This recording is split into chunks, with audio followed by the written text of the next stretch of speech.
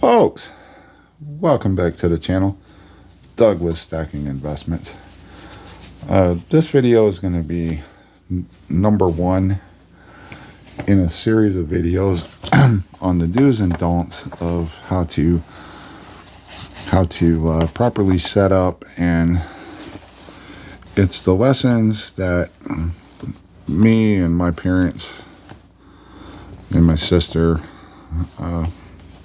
the lessons we learned setting up at the flea markets over the years, and we're talking about 40, 45 years. Some of that off and on. When my dad retired, him and mom traveled in a motorhome. They had a double axle, pretty large enclosed trailer, and they traveled everywhere from Maine to Florida in the motorhome. They traveled into the western part of Pennsylvania. They were in Ohio, West Virginia, Kentucky, and hitting the prime markets.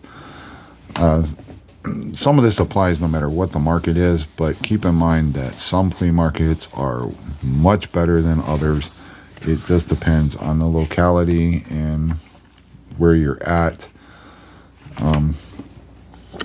I was gonna do some filming on these topics while I was at the flea market this weekend, but let's see, I did some light filming last week.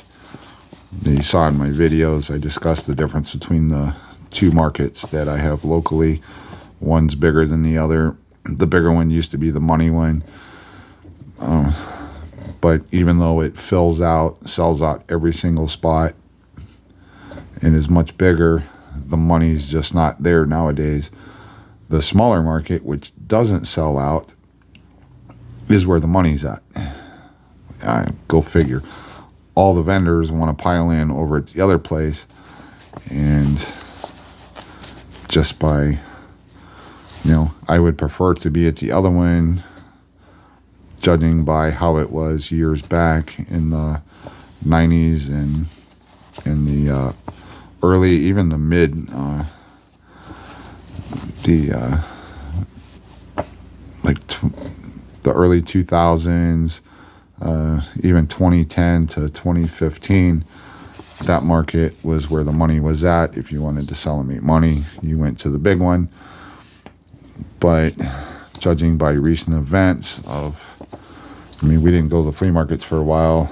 Mom was sick for several years, so Dad was taking care of her, and he just didn't get out. In the recent road trip video where I showed, we went up to Chambersburg and then over to Rogers, Ohio.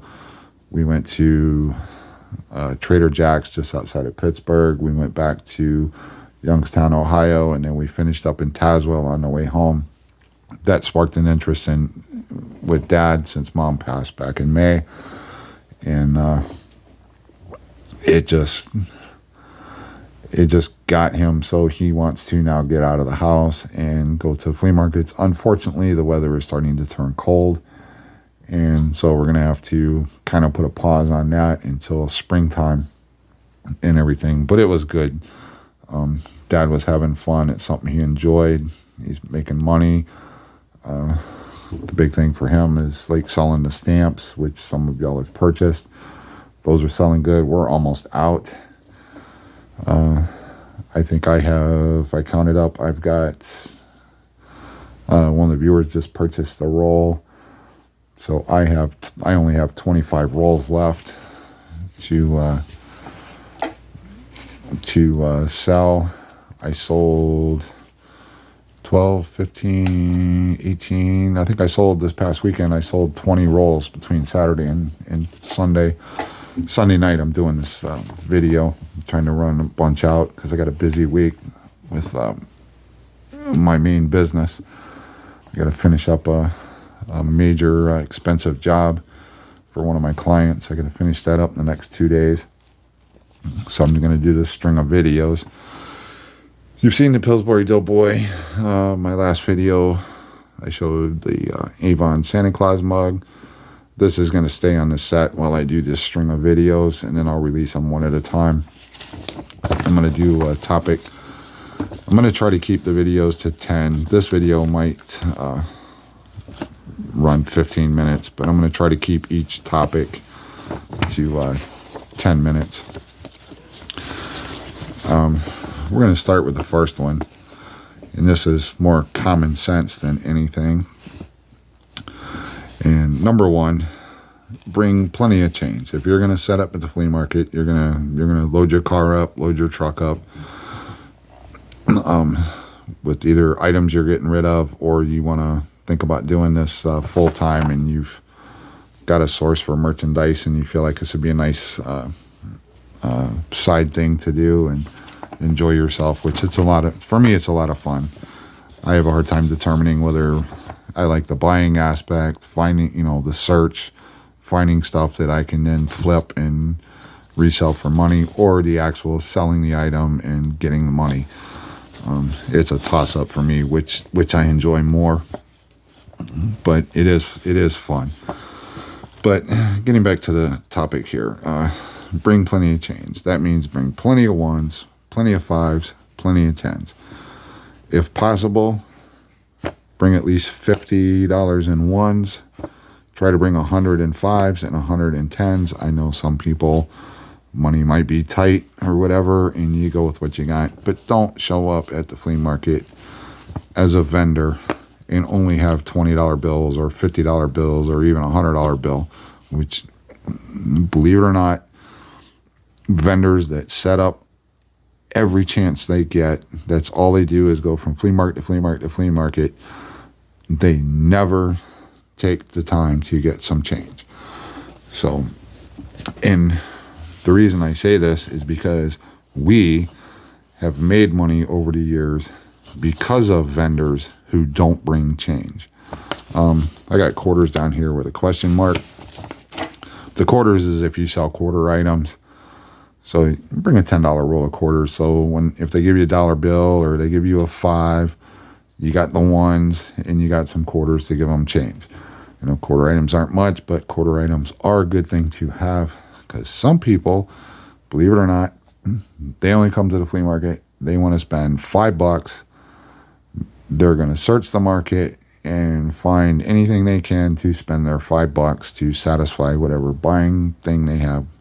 Trust me, you think it sounds crazy, but there are the people out there like that. I dealt with some this weekend. And personally, if I know somebody's only got $5 to spend, I want that $5. I want the $5. At a minimum, I want at least $1 of that $5. Because I'm there to make money. I know how to do it. And with the stuff I have listed here, and I will probably add on a couple more as I think about them. But following these rules here, if a person's got $5 to spend, I'm going to get at least $1 of it. So, and like I said, the vendors that come out there, they don't bring any change. They come out with, and sometimes they don't bring any money at all. I've seen that happen. And granted, I understand times are tough for people. But if you're a first timer, I get it. But if you're somebody who routinely does this, you can't come to the flea market with no change. Where I make money is the vendors don't have change, or they come out with 20s and they run around to vendors and they'll look to buy a quarter item, a dollar item to change a 20, so they can get change for 20 or change for 50. And some of them even blatantly buy a quarter, 50 cent or dollar item and hand you a $100 bill. And we're talking seasoned vendors will do this. But you know what? I bring plenty of change. They want to buy that dollar item. I'll take it. I'll give them the change. Hey, you go to ATM machine. What's the ATM charge you? It doesn't matter if you pull out a 20 or 200. The ATM is going to charge you $3. And then if you're not at your bank, then the machine you're using, the bank that owns that machine is going to get $3, and then your bank's going to get another 2 something. So you're in at $5.75. Well, you know what? I'll gladly change a 20 or a 50 for a dollar item and because that's $1, that's a sale I made, you know, and I'm there to make money. But anyways, that's that. We're at 10 minutes. Hopefully that lesson made sense. You just bring plenty of change. Again, I understand times are tough for some people, and you can't come out there with 51s, 105s, and 110s to have change. Bring what you can. Don't bring 20s. Don't bring a 50. Break that at the bank. You know, go to the bank. Get that 20. Get 10 1s and 2 5s. You know, and bring at least have that. You know, just a little thing like that will help you, because I've seen people that didn't have change. They lost out on a $5 sale because they couldn't give change for a 20, and the people just put the item down and went on their way. You'll lose sales if you don't have some change. Anyways, that is lesson number 1. Stay tuned. I've got 12 of these wrote down so far. I will probably add, like I said, I'll add to it. If I can do some filming next weekend at the market to explain some of these, I will do that.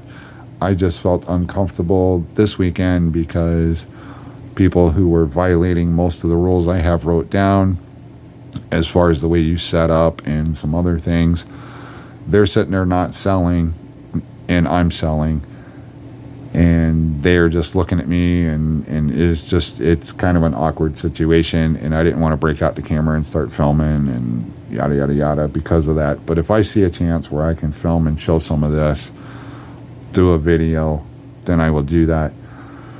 Other than that, hope you enjoyed this episode. This is a new mini series I'm doing, lessons learned from setting up over the years, and I will catch you on another.